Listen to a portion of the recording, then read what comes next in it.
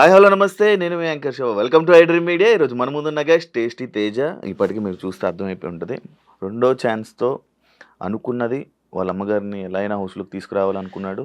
తీసుకొచ్చేసాడు. హ్యాపీయో లేదో అండ్ లోపల ఆయన 2 సార్లు జనాలు సపోర్ట్ చేయకపోవడానికి గల కారణాలేంటి?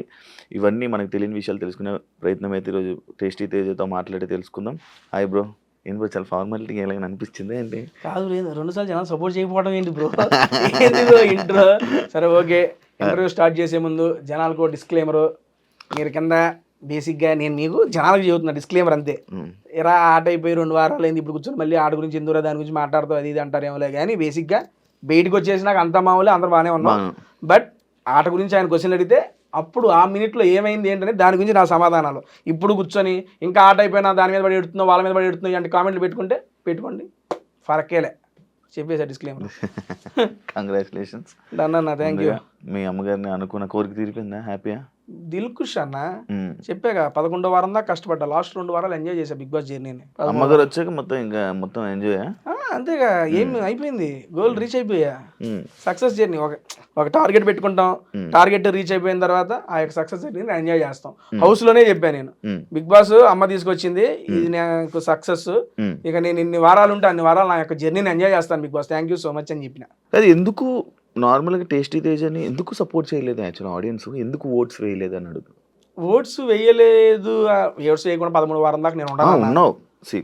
అంటే ఒకనొక టైం వరకు ఉన్నావు. ఇప్పుడు 7లో కూడా ఒకనొక టైం వరకు ఉన్నావు. అంతకుముందు ముందుకు బాగాలేదని ఓపెన్ గా అది ఎవరు ఒప్పుకున్నా ఒప్పుకోకపోయినా ఓట్లు పడాలి అంటే ఆటతో పాటు నేను జనరల్ గా నమ్మేది అండ్ ఈ సీజన్ వల్ల నాకు తెలిసింది ఏంటంటే ఓట్స్ అనేవి డెఫినెట్లీ మనం ఆడే ఆట బట్టి, దాంతోపాటు మన లుక్స్, మన ఫిజికాలిటీని, మనం ఏంటి, మనం ఏ కేటగిరీ అనే దాన్ని బట్టి కూడా ఓట్స్ అనేవి స్ప్లిట్ అవుతాయి అన్న.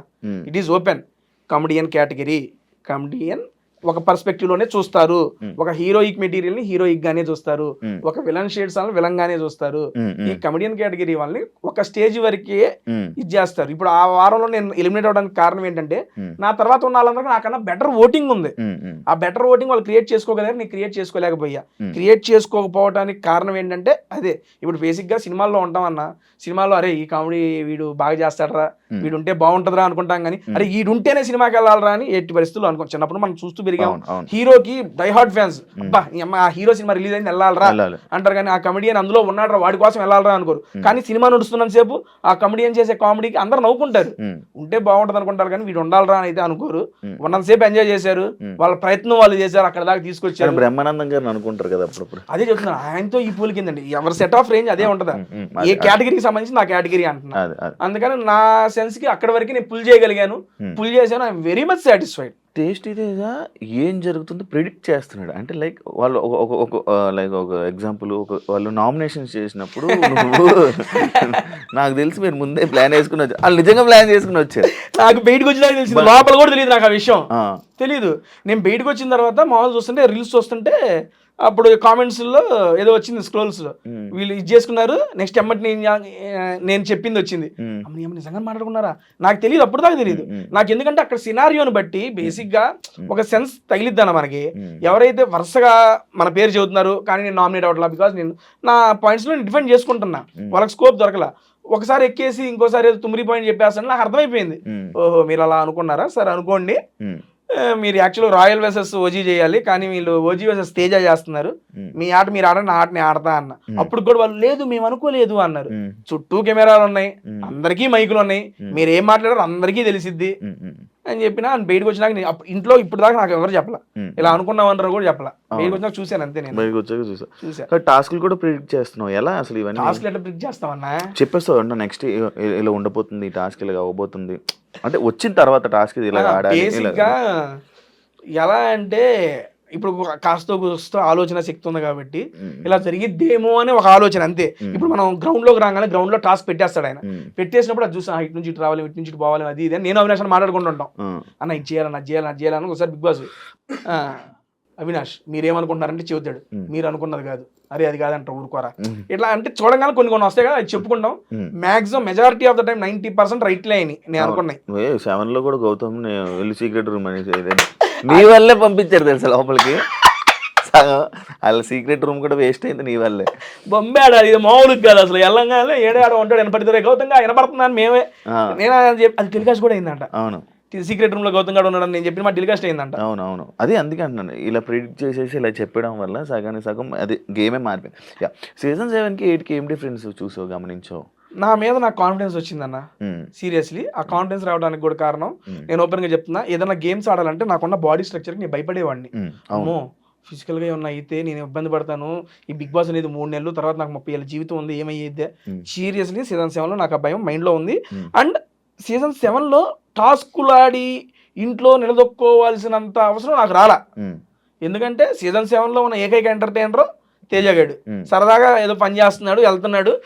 ఓపెన్గా చెప్తున్నా, సీజన్ 7లో నేను అన్ని వారాలు కూడా సస్టైన్ అవ్వడానికి నా వాక్చాతుర్యమే కారణం. సరదా చేసిన ఫన్ను జనాలకు నచ్చింది, అన్ని వారాలు సస్టైన్ చేశారు, చాలది నాకు.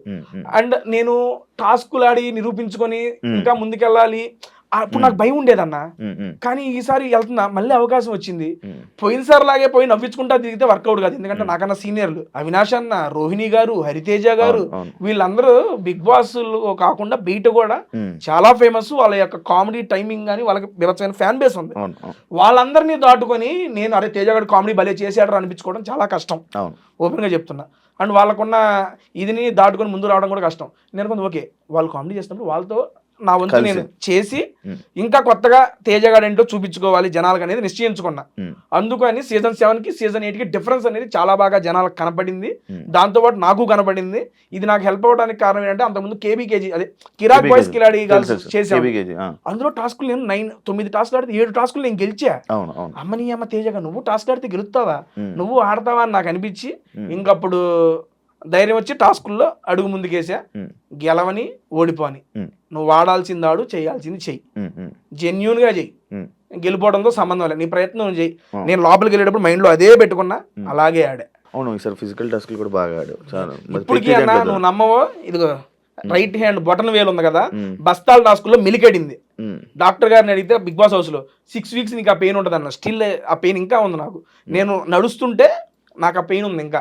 అండ్ లెఫ్ట్ లెగ్ లో మీకు బ్యాలెన్సింగ్ టాస్క్ జరిగింది కదా, బ్యాలెన్సింగ్ టాస్క్ లో పైన ఇది వేలాడి తీశారు కదా, రోహిణి గారికి ఇచ్చారు. ఆ బ్యాలెన్సింగ్ టాస్క్ ది ఇక్కడ తగిలింది. ఇప్పుడు 2 కాళ్ళు నేను నడుస్తున్నా, ఒకటి బొటన్ వేలు నొప్పి, ఇదేమో ఇక్కడ మడవ నొప్పి, రెండు నొప్పులు నడుస్తుంది. 3 సంవత్సరాలు అయింది నాకు ఇక్కడ ఉంది ఇంకా పెయిన్. 4 సంవత్సరాలు నేను వీటికి భయపడ్డా ఒకనొక సీజన్ లో. ఈసారి భయమేలే, ఏదైతే దూకినా సాటిస్ఫాక్షన్ గా బయటకు వచ్చా. నీకు కంటెస్టెంట్స్ లో ఏమైనా డిఫరెన్స్ అనిపించిందా? లైక్ ఇప్పుడు ఒక 7లో కంటెస్టెంట్ చూస్తే ఇలా ఉండాలి, మనం ఇలా మాట్లాడాలి, ఇలాగ ఆడాలి, ఇలా ఉంటుంది. సీజన్ 8లో కూడా అలా నీకు ఏమైనా డిఫరెన్స్? ఎందుకంటే కంటెస్టెంట్సే కాదు, పర్సన్ టు పర్సన్ కూడా చేంజ్. ఎందుకంటే సీజన్ 7లో తేజగాడికి, సీజన్ 8లో తేజగాడికి మార్పు ఉంది. సీజన్ 7లో నాకు ఏది హెల్ప్ అయ్యిందంటే, అందరం ఫస్ట్ లోనే ఎంటర్ అయిపోయాం ఇంట్లోకి, ఒక జెన్యూన్ బాండ్స్, అరే రారాపురాన్ని చనువు వచ్చేసింది. సీజన్ 8కి ఏంటంటే నేను గమనించింది, వాళ్ళు ఆల్రెడీ 5 వారాలు జెల్ అయిపోయారు, వాళ్ళలో మేము జాయిన్ అయ్యాం. అండ్ ఈ సీజన్ లోపలికి వెళ్ళేటప్పుడు నాకు గౌతము, నైని పావని తప్పితే, అది నైని పావని కూడా ఇంట్లో, గౌతమ్ గారు బిగ్ బాస్ హౌస్ లో తప్పితే వైల్డ్ కార్డ్ కంటెస్టెంట్స్ లో కూడా నాకు తెలియదు. అవినాష్ అన్న కూడా జబర్దస్త్ లో టీమ్ లీడర్, మేము కంటెస్టెంట్, మా టీం కూడా కనపడినప్పుడు హాయ్ అన్న అంటే హాయ్. అది రోహిణి గారు కూడా ఏదో ఈవెంట్స్ లో వాటిల్లో ఒకసారి ఫుడ్ వీడియో చేయండి మేడం అంటే చేశారు, అంతేగా నాకు పరిచయం లేదు వాళ్ళతో కూడా. కేబీకేజీ చేశారు కదా నిఖిల్, ప్రేరణ, అదే చెప్తున్నా, ఈ ప్రొఫెషనల్ ఫ్రెండ్షిప్ అంతే, ప్రొఫెషనల్ ఫ్రెండ్షిప్ బాండ్ లేదు. ప్రేరణ బిగ్ బాస్ కి వెళ్లే ముందు అరే ఇలా అవకాశం వచ్చిందిరా, వెళ్తున్నాను రా, అది ఇది అని చెప్తే గుడ్ లక్, జాగ్రత్త ఇల్లు. అమ్మాయి అంది ఎలా అవుద్దాం ఆలోచన, సీరియల్ చేద్దాం అవుతాను ఆలోచన, నీ మొహం మైండ్ ఉందా లేదా మూసుకొని బిగ్ బాస్ సీరియల్ గీరియల్ కాదు, వచ్చిన తర్వాత నీకు ఆల్రెడీ ఆపర్చునిటీ వస్తుంది, ఇది once in life time opportunity. ఇల్లు నిఖిల్కి కూడా ఇలా ఇలా అని మేము అందరం కేబీకే తర్వాత మొత్తం పార్టీ చేసుకుంటే, నిఖిల్, ప్రేరణ, విష్ణుప్రియ వీళ్ళందరూ సరదాగా వచ్చిన మేడం ఇలా అలా అలా అని చెప్పి మొత్తం మాట్లాడుకుని పంపించాం. బేసిక్ గా అలా ప్రొఫెషనల్ గా వాళ్ళు నాకు తెలుసులే, కానీ పర్సనల్ గా కానీ ఎందుకు హౌస్ లోనే ఓన్లీ రోహిణి, అవినాష్ నువ్వే కనిపించే వాళ్ళు, మిగతా ఎవరితో కలవలేదు ఎందుకు అని ఒక క్వశ్చన్ ఉంది కదన్నా. బేసిక్ గా సీజన్ 7లో వెళ్ళినప్పుడు నేను ఒక్కడిని అందరితో కలిసిపోయా, ఇక్కడ ఆల్రెడీ కొంతమంది కలిసిపోయి ఉన్నారు. అండ్ బిగ్ బాస్ నన్ను ఈ సీజన్ కి ఎందుకు చేసుకున్నారనేది మా ఉద్దేశం అంటే, ఎంటర్టైన్మెంట్ కోసం తీసుకున్నారు. It's clear. నేను కానీ, రోహిణి కానీ, అవినాష్ కానీ అన్లిమిటెడ్ ఎంటర్టైన్మెంట్ పెట్టారు, వీళ్ళ నుండి ఎంటర్టైన్మెంట్ ఎక్స్పెక్ట్ చేస్తున్నారు కాబట్టి మమ్మల్ని అక్కడ తీసుకెళ్లారు. అటువంటి ఎంటర్టైన్మెంట్ మేము ఇవ్వాల్సినప్పుడు నేను ఎవరితో చేయాలి ఎంటర్టైన్మెంట్? రోహిణి, అవినాష్ తో చేయాలి. మా అందరం తీసుకొచ్చి ఒకే రూమ్ లో వేసారు. నేను, గౌతమ్ గారు సేమ్ బెడ్, గంగవ్వ, రోహిణి, మెహబూబు, అవినాష్, మేమందరం ఒకే రూమ్. బేసిక్ గా మీరు కూడా బిగ్ బాస్కి వెళ్ళొచ్చారు. ఆ, ఆ. మనకి బిగ్ బాస్ పొద్దునంతా టాస్క్లు ఎవరు నడుస్తాయి, నైట్ పూట ఏముంటాయి మన గురించి మాట్లాడుకోవడం, సొల్లు సోది ఏదో ఒకటి నడుస్తా ఉంటది. కూర్చోబెట్టి అరే అదిరా ఇదిరా అనుకుంటా ఆ రకంగా బాండింగ్ అనేది క్రియేట్ అయింది. అది కాకుండా వెళ్ళటం ఫస్ట్ వీక్ ఇచ్చింది ఏంటి, బీబీ హోటల్ టాస్క్ ఇచ్చారు. బీబీ హోటల్ టాస్క్ అంటే ఎంటర్టైన్మెంట్ టాస్క్. ఎంటర్టైన్మెంట్ టాస్క్ ఎవరితో చేయాలి, నేను అవినాష్ అన్న అసిస్టెంట్. ఫస్ట్ నాకు ఫుడ్ బ్లాగర్ ఇచ్చారు, అది వర్కౌట్ కాలేదని చెప్పి మార్చారు. మళ్ళీ అవినాష్ అన్న అసిస్టెంట్. సీరియస్లీ ఇన్నేళ్లలో నాకు ఎప్పుడు క్రియేట్ కానీ ఒక బాండు అవినాష్ అన్నతో ఈ ఒక్క సీజన్ 8 weeks లో ఫామ్ అయిందన్న, ఈ 2 నెలల్లో. అంతకుముందు అవినాష్ అన్న టీమ్ లీడర్ అన్న హాయ్ అన్న, ఇప్పుడు లేదు. ఏ చిన్నదానికన్నా ఏ టైంలో ఫోన్ చేసి అరే తేజ చెప్పరా ఏంట్రా అదిరా ఇక్కడికి వెళ్దాం అక్కడికి వెళ్దాం అని అంత క్లోజ్ అయిపోయాడు అబ్బా అవినాష్ అన్న. నేను ఎక్స్పెక్టే చేయలేదు లోపలికి వెళ్ళేటప్పుడు కూడా అవినాష్ అన్న సీనియర్ మరి ఏమైందో ఏంటో ఆ సెన్స్ లోనే ఉన్నా కానీ భలే కలిసిపోయాడు. ఈ రకంగా నాకు వాళ్ళతోనే ఒకే రూమ్ షేర్ చేసుకోవడం అండ్ కలిసి కామెడీలు చేయటం వాటి వల్ల ఇక వాళ్ళతో ట్రావెలింగ్ నాది ఎక్కువ అయింది. వేరే వాళ్ళతో కూడా ఉంది కానీ 1 hour ఎపిసోడ్ లో మేము చేసిన కామెడీ బయటకు వచ్చింది కాబట్టి వాళ్ళతో ఉంటున్నాను అనేది మాత్రమే వచ్చింది ఇక్కడ. అవినాష్ రోహిణి వీళ్ళందరి వల్ల వీళ్ళిద్దరు డామినేషన్ వల్ల ఎంటర్టైన్మెంట్ లోని టేస్టీ తేజ 7 అంతా 8 లో అసలు కనిపించలేదు, కొంచెం డౌన్ అయ్యింది. అదొక పెద్ద మైనస్ గేమ్ తేజకి. నేను ఒప్పుకుంటా దాన్ని, అది మైనస్ గా నేను తీసుకోనన్నా. ఎందుకు అంటే 7 లో నేను ఇందాకే చెప్పాను ఫస్ట్ నాది, దాని తర్వాత బోలే గారిది యాడ్ అయ్యింది. ఓకే, కానీ బోలే గారిది సపరేట్ ట్రాక్, నాది సపరేట్. ఆ తరంగా ఎంటర్టైన్మెంట్ జనాలకి ఇచ్చాం, అది ఏదో విధంగా వాళ్ళకి నచ్చింది. ఇప్పుడు ఏంటంటే ముగ్గురు కలిసి చేసేటప్పుడు ఒకళ్ళొకళ్ళు డామినేట్ చేసే వాళ్ళని చూసేవనుకోండి అక్కడ హెల్దీ కాంపిటీషన్ ఉండదు. అరే ఆయన చేస్తున్నారు ఆయన కన్నా మనం చేసేయాలరా, ఆమె చేస్తున్నా ఆమె కన్నా మనం చేసేయాలి అన్న ఆలోచన పొరపాటున వచ్చింది అనుకోండి, ఆ హెల్దీ కాంపిటీషన్ ఉండదు, హెల్దీ స్కిట్స్ రావు, జనాలకు కూడా అంత హెల్దీ అనిపించదు. దాంట్లో కూడా ఎంటర్టైన్మెంట్ చేస్తే జెన్యూన్ గానే చేయాలి. వీళ్ళిద్దరు చేస్తున్నారు వాళ్ళకి సపోర్టింగ్ గానే ఉండాలి, నేనే ఒప్పుకుంటున్నా. వాళ్ళిద్దరిది 7 లోని అందరిని వెళ్ళి కెలికేవాడివి, లైక్ అందరిని వెళ్ళి కెలికి అందరి మీద ఫన్ చేసేవాడివి. వీళ్ళిద్దరు ఈ జోన్లోనే నువ్వు ఉండిపోవడం వల్ల టేస్టీ తేజ అదే నువ్వు అన్నావు రీజన్ అయితే చెప్పావు, వీళ్ళతో ఉండడం వల్ల వీళ్ళతో కలిసి అని చెప్పావు. కానీ మిగతా కంటెస్టెంట్స్తోనే కూడా వెళ్ళి మాట్లాడి వాళ్ళ మీద పంచులేసి జోకులు వేస్తూ ఇలా నడిచుంటే అది ఉండేదేమో. బేసిక్ గా స్టేజ్ మీద వెళ్ళినప్పుడు నాగార్జున సార్ ఒకటే చెప్పా, సార్ ఇప్పటిదాకా తేజ గారిని ఎంటర్టైనర్ గా చూశారు, ఈ సీజన్ లో ఎంటర్టైనర్ ప్లస్ గేమర్ గా చూడబోతున్నారు అన్న. బేసిక్ గా గేమర్ ఓకే, అదే చెప్తున్నా. ఎంటర్టైన్మెంట్ చేసేవాళ్ళు సరదాగా ఒక మాట అరిచేస్తున్నారేట్రా ఆబ్వియస్లీ తీసుకుంటారు. ఇప్పుడు మామూలుగా మనం ఫన్ లో ఉన్నామన్నా, ఏదైనా ఒక దగ్గర సీరియస్ అయిపోయాం అనుకోండి, ఏంటి ఈడు ఫన్ చేసి తీసుకుని ఈడు అరుస్తున్నాడా, ఈడు అరిసి ఎంత ఉందా, అది ఉంటది. ఆబ్వియస్లీ అవినాష్ అన్న కూడా నేను బయటకు వచ్చినా చూసా, ఈడేంద్ర ఎట్ట అరుతున్నాడు అని కూడా అన్నారు అవినాష్ అన్న. ఆ మూమెంట్స్ వచ్చినప్పుడు రియాక్ట్ అవుతారు అందరూ. ఆ సెన్స్ లో నేనేమనుకున్నానంటే ఓకే ఇప్పుడు ఫన్ జరుగుతుంది, అవినాష్ అన్న కూడా ఇప్పుడు మీరు ఏదైతే నాకు చెప్పారో నేను సీజన్ 7 లో ఏం చేసి అందరం పోయి గెలికేవాడిని, ఈ సీజన్ లో అన్న గెలుగుతున్నాడు, రోహిణి గారు గెలుగుతున్నాడు, ఇక మళ్ళీ నేను ఈ డేటర్ మళ్ళీ వాళ్ళని ఫాలో అవుతాడు అనే సెన్స్ వస్తుంది. నాకు స్కోప్ దొరికినప్పుడు నేను చేసిన దాంతో పాటు అదనంగా ఇందులో కామెడీలో తగ్గిందన్నారు కదా, ఆ తగ్గిన దాన్ని గేమ్స్ లో కవర్ చేసుకొని ఆ రెండింటిని బ్యాలెన్స్ చేసుకుని ముందుకెళ్ళా ఈ సీజన్ లో. That is wantedly only.